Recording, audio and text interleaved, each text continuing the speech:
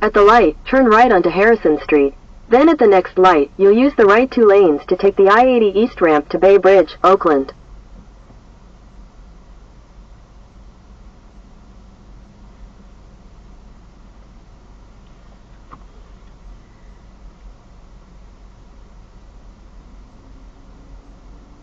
And that allows those little layers to stay separated and flow around the wing in a nice orderly fashion.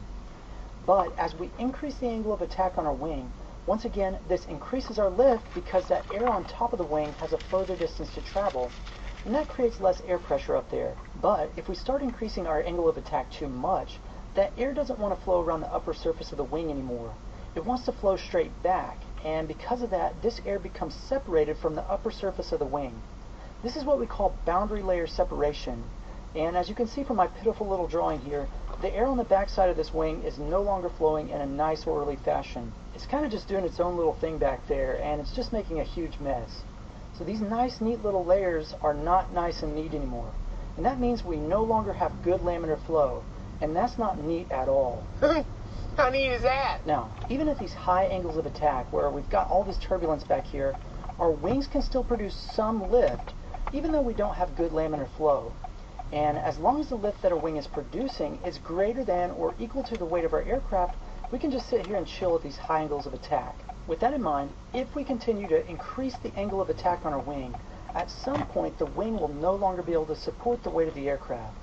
And when that happens, we'll get a rapid loss of lift.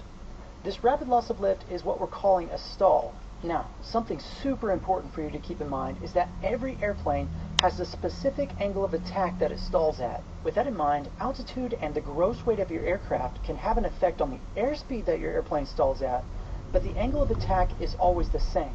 At the light, use the right 2 lanes to take the I-80 East ramp. The line on the airfoil is at the greatest angle with the relative wind. If this angle increases at all beyond this point, the aircraft will stall.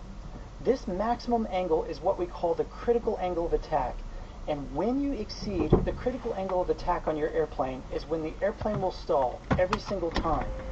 If you don't remember anything else from today's lesson, this is the one thing you should remember. When you exceed your wing's critical angle of attack, the airplane will stall. Airspeed does not matter. Now, here's some